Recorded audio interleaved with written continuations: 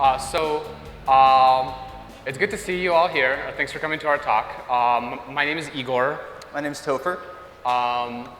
We are, oh, I have this clicker.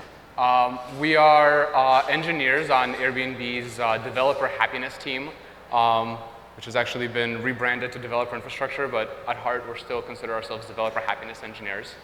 We're going to be talking about kind of the antidote to this process that you see pictured on the screen here.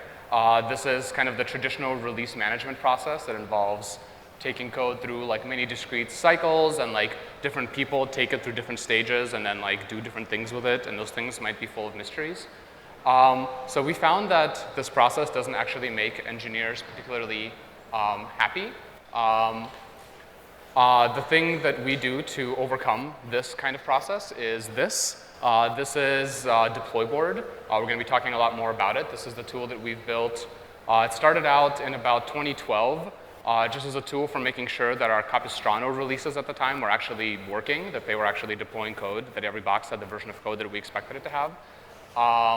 These days, we've kind of turned it into a Swiss Army tool of like all sorts of developer workflow things that have to do with how engineers do their jobs. This is how many deploys we do through Deployboard starting in 2012, and you can see it's kind of like an exponentially trending up line. This is the number of engineers using Deployboard. It's a very similar graph. It's basically the same. The reason why both of these kind of grow in sync is because at Airbnb, every engineer deploys her own code. There's no like handing it off over the wall to some release managers or anything like that. And we'll talk about how that works. So the agenda for this talk is why do we think engineers should ship their own code in the first place? What kind of tooling we've built to enable them to do that? How this tooling works, and also like what we're thinking about for the future, how to improve these kind of developer workflows.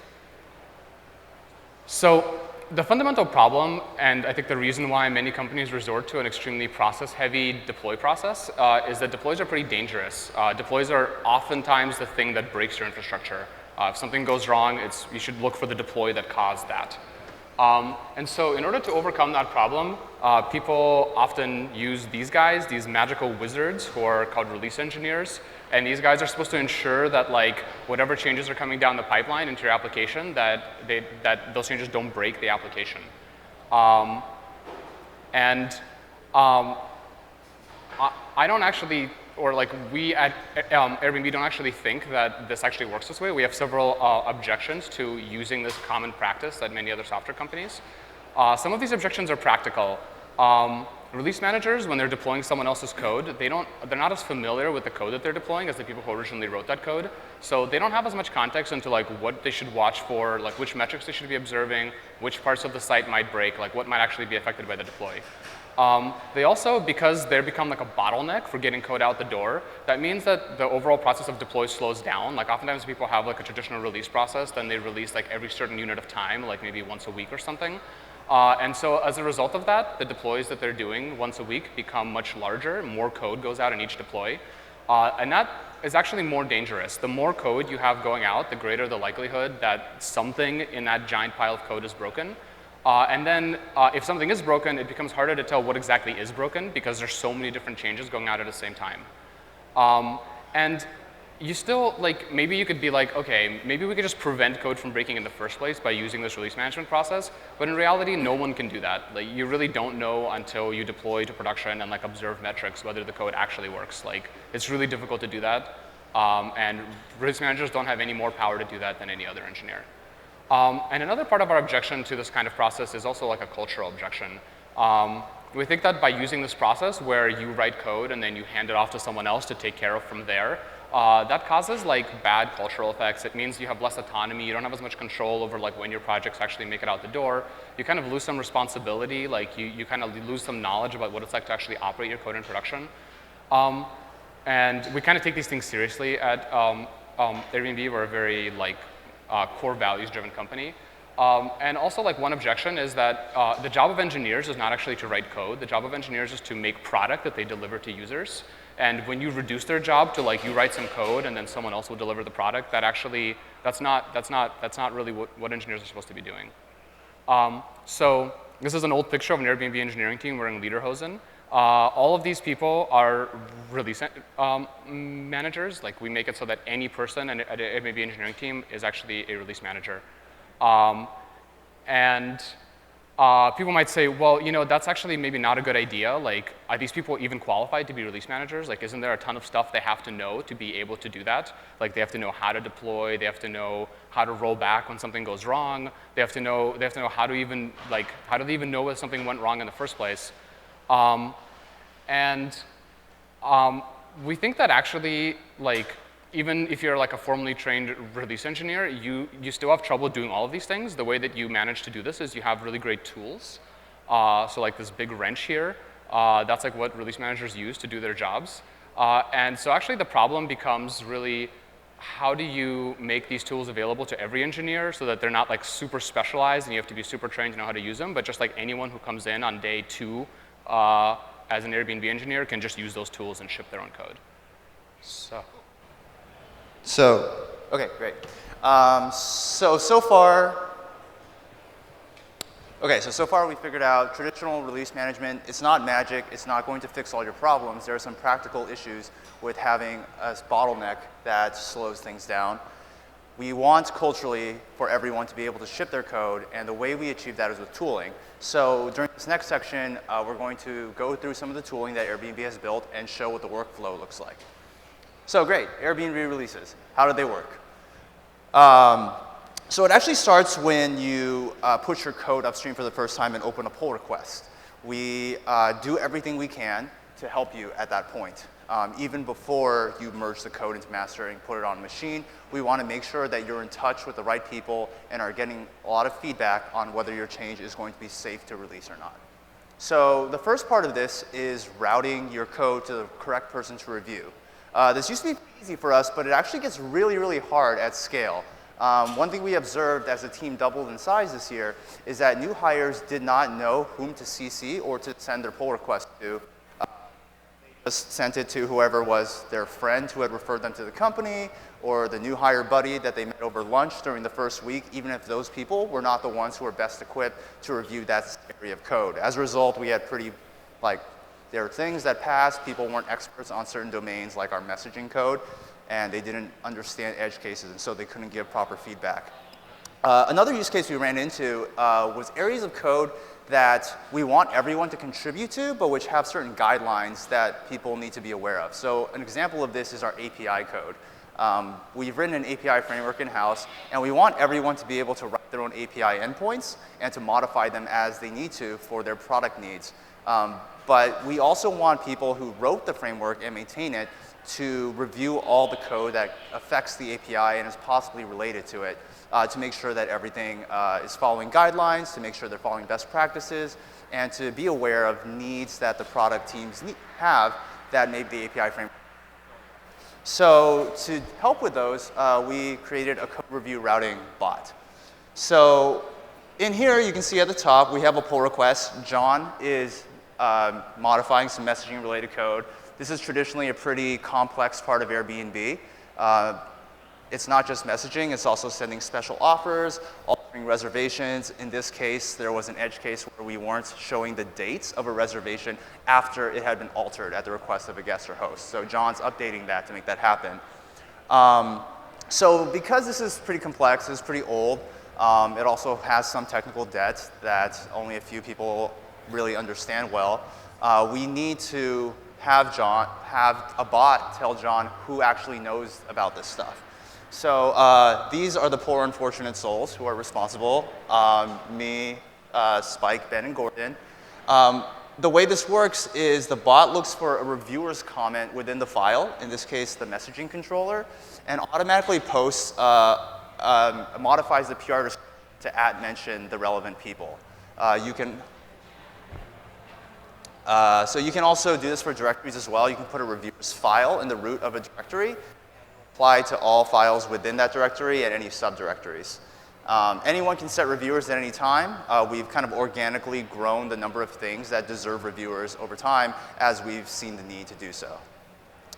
The other piece of what we do is something that a lot of people do, continuous integration. And here we use the GitHub Statuses API to great effect. This pretty much was game changing when we started using it because it puts CI checks right into developers' faces. They're really used to using the pull request UI, so putting continuous integration results right there is really important. And it also affects how the merge button is rendered. So here, for instance, we use for continuous integration. That job has failed, and we therefore say merge with caution. Another thing we do is you'll notice there are a couple deploy lock statuses. Those are used to communicate the status of the service at the time. If we have some kind of incident going on, we'll set a lock, and that'll set the status to red so that developers know even if they're changed past all the tests, it might not be a safe time to merge right now. Later on, when we unlock, then things will go green and they can merge. If something goes wrong, they can click through details.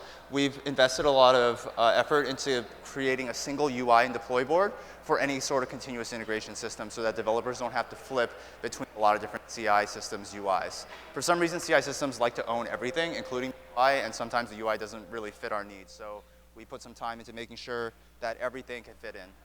Is my mic on? Cool? OK, awesome. Yeah. Lift it up. Cool. Thank you. OK, great. So after everything passes, you're ready to merge. There's that big, juicy green merge button, and you click it. You feel really good. And after that, you go to deploy board. So this is the builds page in deploy board. For every PR that's merged, you can see it listed there. You can use the compare buttons in the fourth column to see what the change set is between any two given builds. That just links to the GitHub UI's compare view between change sets. You can see what build is currently deployed to each target environment. So if you want to deploy, you just click that deploy button, and you get this little modal. You are watched over by our VP of Engineering, Mike, who took an absurd photo with some magazine, and now we've created stickers and put them all over the office. It's pretty great. I don't know if he appreciates it. We have two different environments you can deploy to. One is called Next. So the way it works, deploys work at Airbnb is, in addition to all the testing, we have an environment called Next, which is similar to staging. It doesn't receive production traffic, but it does otherwise behave like a production machine. So what we'll do is we'll put changes on Next, and then we'll ask engineers to manually check their changes. This is another way of saying, like, before the rubber really hits the road, when the rubber's just kind of like scraping the road, you can kind of check and understand if anything's going wrong. So you deploy to Next, and at this point, this is where Yoda steps in.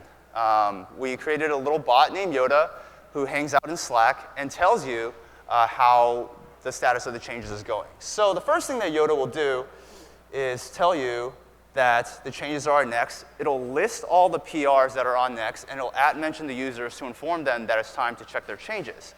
Then each of them will come in and tell Yoda the status of their change. They'll say they're checking, or they'll say it's good. Occasionally, they'll say it's bad, in which case we'll have to deal with that. So this is kind of the usual flow of how things go. You can see that in this case, we have a couple users who haven't checked in yet. If they're not available, you can poke the reviewers as well. We'll parse through the PR comments and see what users were involved, what users signed off, and we'll ping them as well. Cool. After everything is good, Yoda will say, hey, Freddie, you can deploy to production. And Freddie can deploy to production using deploy board. Deploy board updates in real time. We have this kind of deploy counter. It shows you all the machines, how many are in a waiting state, how many are ready to deploy, and which machines are deploying at the time. If you need to drill down, we give you the ability to list all the machines by role and click through to see the log of the deploy. So it's all accessible right there in the UI, really easy to use. You don't have to SSH into any machines. You don't have to do any grepping or anything. It's all right there. All right, and then after it's done deploying, you'll see that we mention the users again just to let them know what's going on, but we also link to some key stuff. We link to our new Relic dashboard. We link to a bunch of dashboards with business metrics so that people can monitor and quickly see what's going on. So what we're doing here is we're automating a lot of the communication and knowledge sharing that's really important when you're releasing software. We're giving you, we're putting stuff right in your face so you can understand whether your deploy succeeded and how it's affecting users. But then we have to consider the question, what if something goes wrong? This is something Release Manager usually takes care of. You want to be able to do something in that situation. We don't have a central release manager, so we need someone to help out when something goes wrong, like this poor girl. So the first thing we do is we have automated alert notifications. We alert you if the error rate increases by too much. Here, it's gone up more than 300%. So we mention everyone in the channel and say, hey, this is a problem. We need to roll back or at least investigate what's going on. We make rollback. So here you can see that the mention has brought a lot of people into the room. We have a picture of a fucked system, thanks to Ben. The error rate is rising. So how do we roll back? We make rolling back really, really easy. It's right there in the UI once again. So remember this photo of deploy board? These are the buttons that are right there in the deploy progress bar. So if you click rollback, you'll get a menu that explains to you, a modal that explains to you what you're going to roll back to. You can see what the change set is, and you can see what the SHA is. That'll just abort the current deploy and immediately begin a new deploy of what was previously on production. If this is a more tricky situation, you may just want to stop the deploy midway and leave some of the boxes in this kind of half-done state. It kind of depends on the situation. We give developers power to use their judgment and make decisions. So here's the abort modal. Pretty similar. It gives you a little bit of information explaining when you want to abort versus when you want to roll back. Then afterward, what we want to do is lock the deploy if master is in a dirty state. So here we have the ability to set a lock on the deploy. Here we're going to lock just the application, and we say, hey, master contains a change that breaks search. If you need to talk to us about it, come into Slack. We'll explain what's going on, and we can figure the situation out together. So when you set the lock, it generates a Slack notification. And as I pointed out before, it communicates the current service status to all pull requests. We have a bot that just pings all the open pull requests and sets that status to red, so everyone knows you can't deploy right now. So again, we're automating communication about what the status is of the service, what's going on. We're taking a lot of operational knowledge and just broadcasting it so that everyone has this knowledge. You can also set deploy locks for other reasons. One thing that we do often is we lock if we're going to be on the news. So for instance, we're on Ellen DeGeneres. Probably the biggest event we had recently was we got really big in South Korea. G-Dragon, this Korean pop star, decided that he was going to rent out his house on Airbnb. So we locked deploys for 12 whole hours. So that was an interesting time. Great. So that's kind of how we work. And Igor will walk you through in a little more detail. Cool. So let's review what we've talked about so far.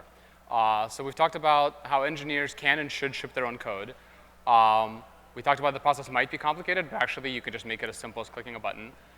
We talked about how really the process of release management is really a process of communicating with all the people who are involved in making the code and shipping the code. And we've kind of automated that away using the tools we've written. And we've also talked about how to recover from mistakes, which is another thing that release managers often do. So you might be wondering, how does all this work? How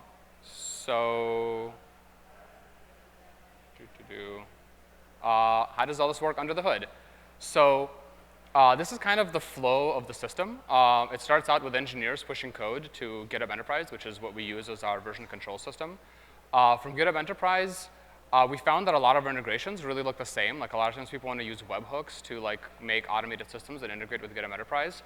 But then it can be kind of a pain to have to set up individual webhooks for all the different things that you want to write. So we have a single webhook that is installed automatically on all of our repositories. And that webhook sends all events from GHE to a single publisher. And that publisher turns those webhooks into RabbitMQ events. So then DeployBoard and other systems subscribe to those RabbitMQ events. That's basically the stream of all things happening in Git land. And this is really useful because you can see the stream of all different kinds of events, everything from new code being pushed and new branches being created to comments being left on pull requests. And some of our automations rely on that stuff as well.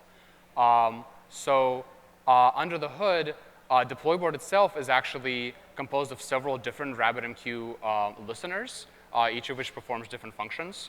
So some of these dispatch our build system events, like our CI events. Some of these deal with like @mentioning people in Slack when code is ready for them to review. Some of them deal with deciding who should be reviewing code and like assigning those people to the code review process. And there's many more that I'm not even talking about here.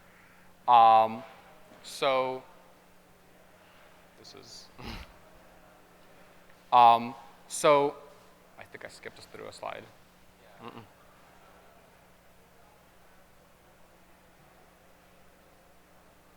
Okay, so under the hood, all of this work is implemented for us as rescue jobs. We're a big Rails shop. We use rescue. This is also the system that GitHub itself uses for its delayed jobs.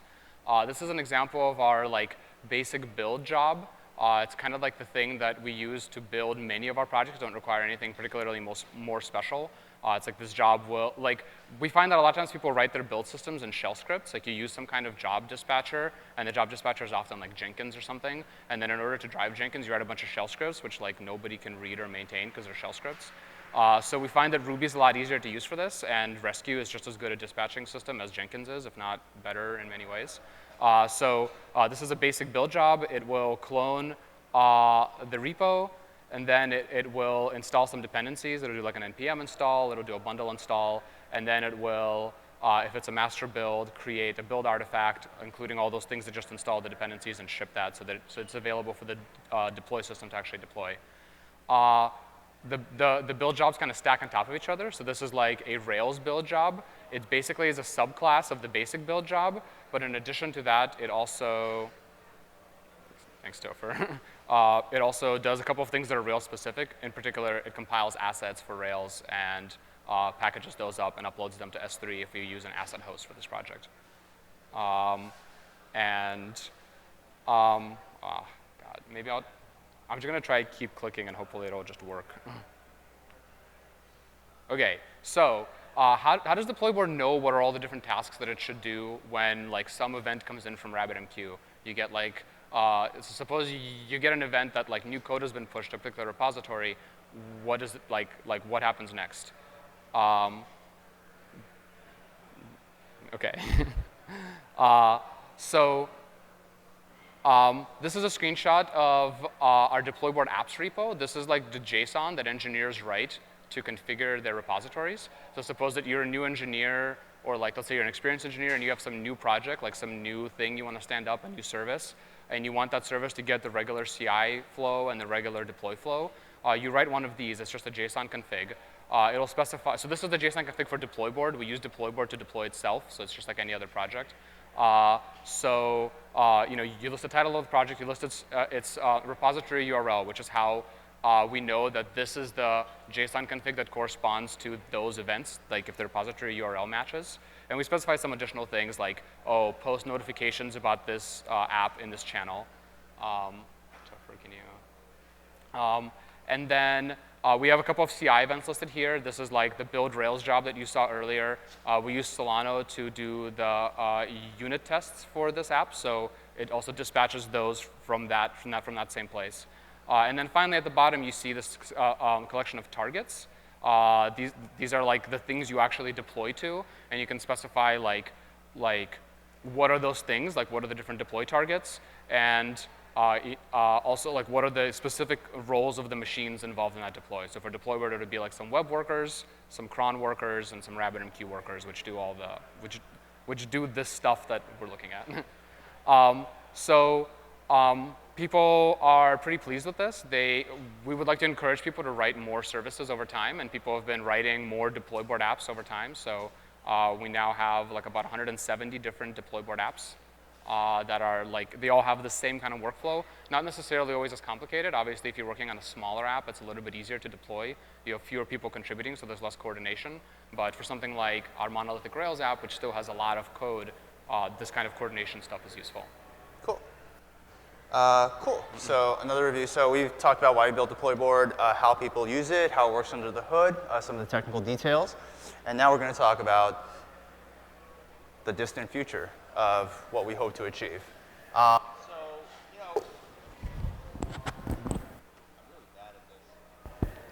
Is this okay? Okay, cool.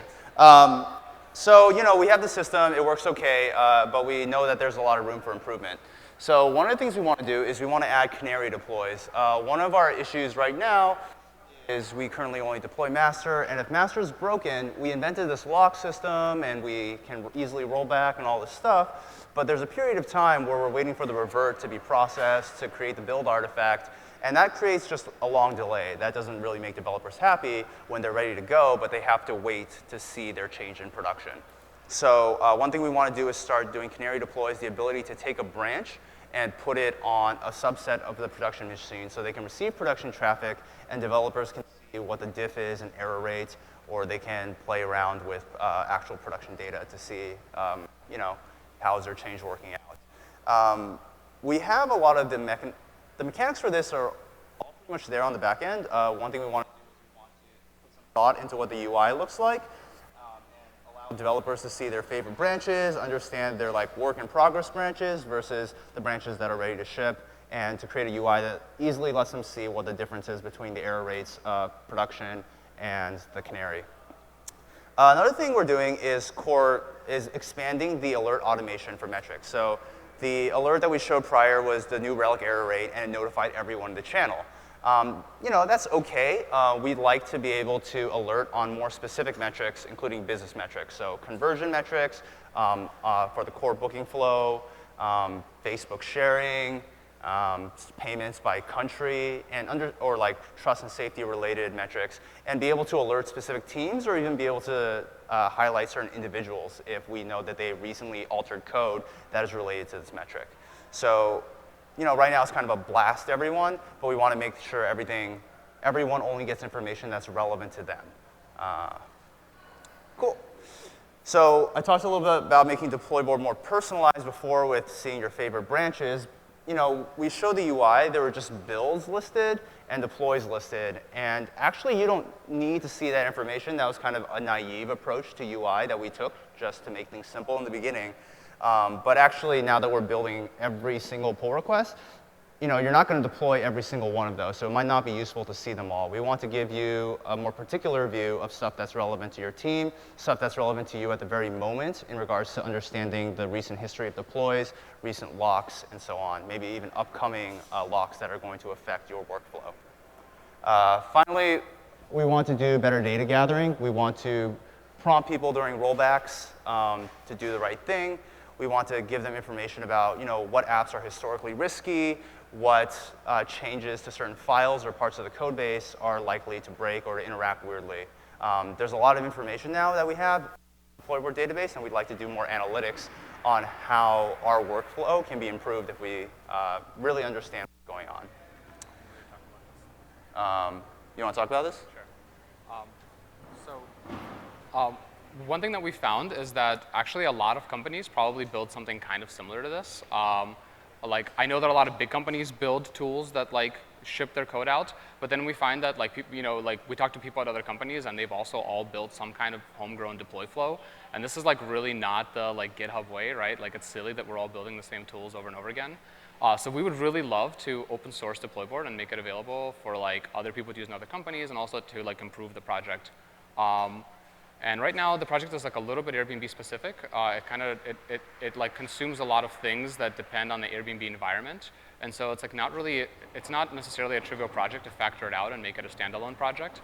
But one thing that would be helpful is if we received a lot of feedback from people who hear talks like this, that they want to use a tool like this, that it would be helpful for them.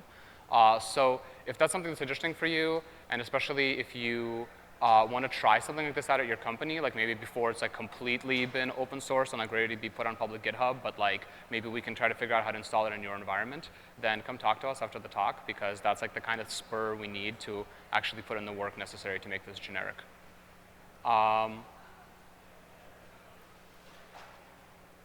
Okay, so do you want to finish summing up? Sure. So just review what we've gone over.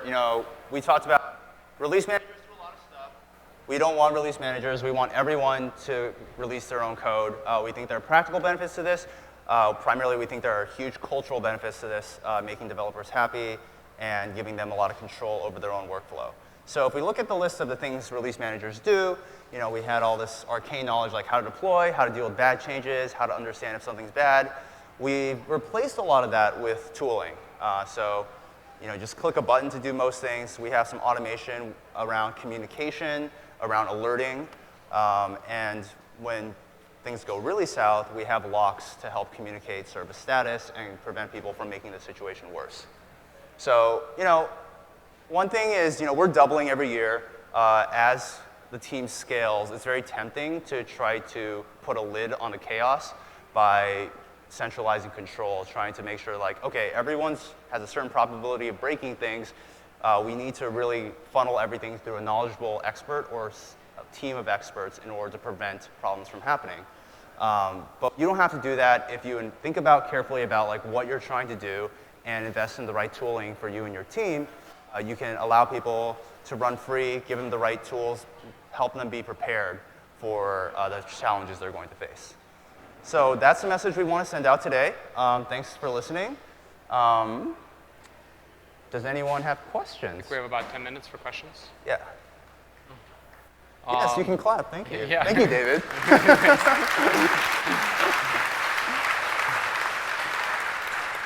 Cool. So right there.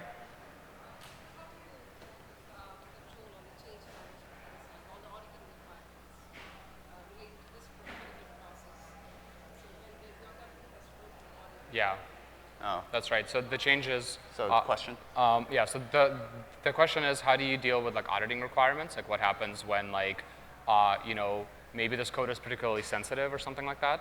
So I think the controls for that can be enforced at the repository level. Like in general, if you can push to the repository, then the game is over, right? Like it's not about deploys, it's about like the code itself. So for in general at Airbnb, we keep all repositories public. Like generally anyone can contribute to any repository. For some of the more sensitive stuff that we do on, for instance, our payments infrastructure, those teams are starting to lock down some repositories that contain like core code. And only a few people can push to those repositories. And by enforcing the controls there, they have access to the same tools, the same workflows. If the build will be generated for the payments repository if a code event happens in that repository, and then those builds are like signed, and those are the only things you can deploy. But yeah, I think the controls are around the code itself. Does that answer your question?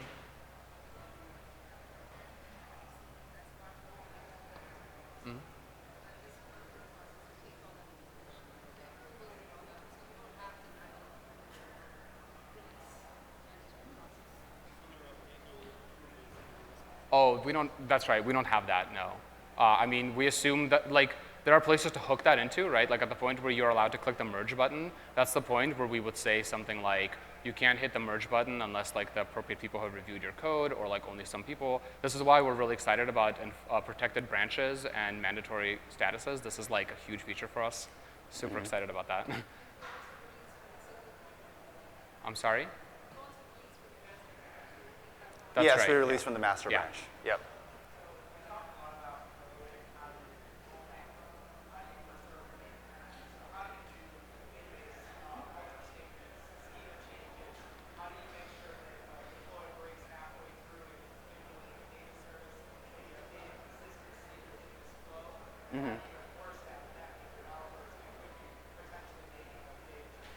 Sure. So the question is about, this is about making changes to code, and the question is about what about making changes to data? For instance, altering the schema of a database, or about making an alteration to a data set that might break halfway through. So schema migrations are kind of a sensitive issue. They can threaten stability quite a bit. So we have kind of a more cultural system right now around making sure that schema migrations are safe.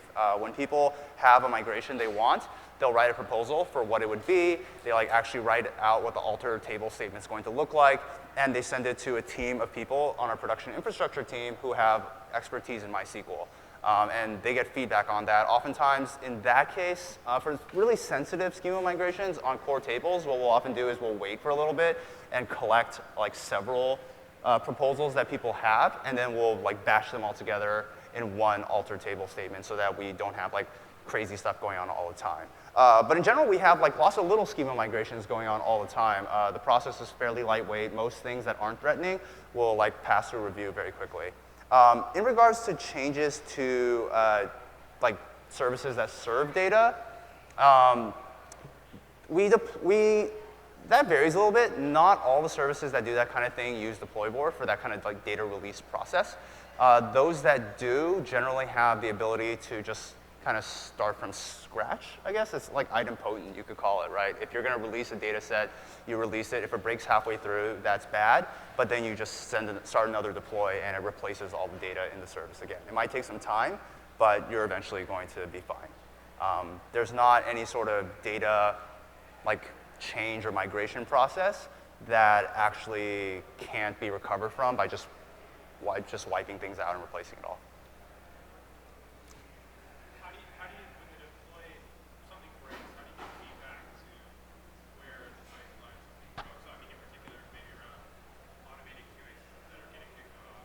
Yeah. Something breaks down there, and then how do you reflect back to whoever? Yeah, so the question was like, when something does break, how do you, I guess, inform the right people? Like, how do people find out what broke and give the right level of detail? So it's no one's like job really to do that, right? Like if I'm deploying code and there's like 3 other people with code in my deploy, then all those people are kind of shared responsible for like that deploy going successfully. And if that deploy doesn't go successfully, you start getting pings from the automated systems, and the automated systems say the error rate's increased or the business metrics are dropping or something like that, then those people will roll back the code. They'll be like prodded by the system to roll back the code. And then they have time to investigate, and so they'll be able to figure out like, oh, what exactly broke? How do I revert that change? It's the job of those people who happen to be like managing this particular release. So then the question is maybe beyond that, you know, suppose that like we're always like breaking code for the same reason, like every single day, like people cause like the same basic incident or something, and how do we like what's the longer term solution beyond just like reverting the code and like fixing it? So we have like, this is not really part of the deploy process, and so it's not really handled by the same tool, but we do have like a post-mortem tool where if people break production in like a severe enough way, they'll often write a post-mortem that explains like, this is what happened and this is why like this was difficult to catch. It's like a tricky issue, and here are some remediation steps that we can take to figure out, you know, to make sure that this doesn't happen like over and over again. And then either they or like the teams that are interested in that stuff will like take it on. So for instance, if we see that like one reason that we're like breaking the site over and over again is because some like front end pieces are not tested or something, then like we have a core web team whose job it is to like make sure that we have good testing tools for the front end, and those teams will like see the postmortem and they'll be like, okay, like this is clearly a problem, we should like put it on our roadmap and figure out how to solve the problem. Yeah.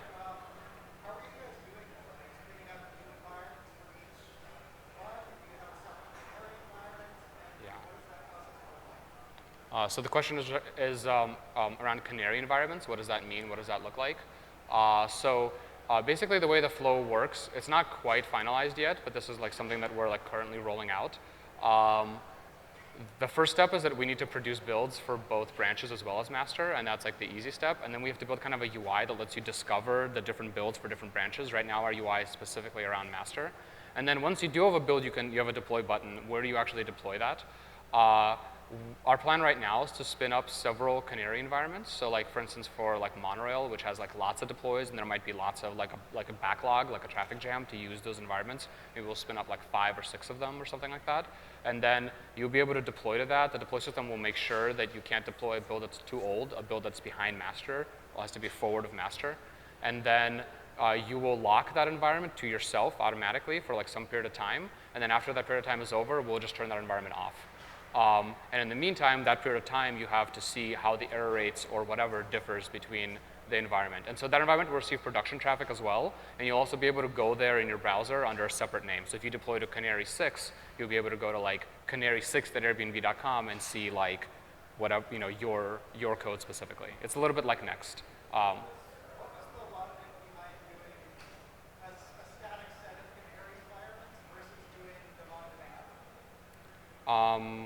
The question is, what's the logic behind doing a static set of Canary environments versus having on-demand Canary environments? This is kind of a deep infrastructural question.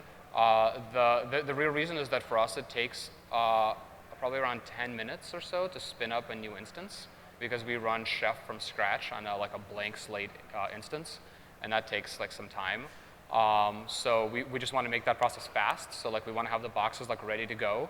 And that's kind of like why we do the deploy process the way we do anyway. Like a lot of companies or something might like spin up a whole new set of workers for a deploy. That would take too long for us. We just want to reuse the same instances. This might be optimized at some point in the future, but for now the system is like working okay. Are we out of time? Is that our signal, or do we have maybe one more question? One more question?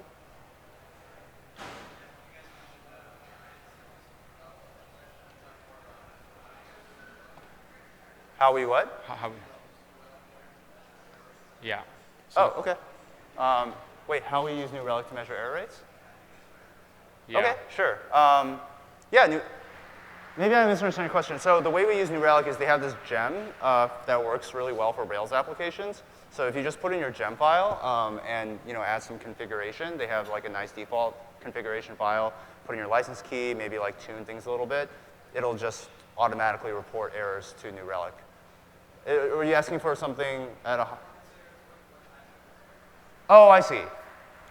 Just exceptions. So any request that 500s to a user because of some exception that the code raises goes to New Relic. So those are actual errors that the user encounters. We also have separate exception, like an exception tracker with more detailed backtraces that lets you filter by controller and action and all that stuff. Those also we include errors in the exception tracker that the code rescues, and then you can like manually send the error to the exception tracker just so you have more information to debug without impacting the user experience. But if the New Relic error rate itself goes up, that means we're seeing a significant change in the user experience, so it's well worth alerting on. Cool. Thanks a lot. We'll be here afterwards if you want to come and talk to us some more. Thank you.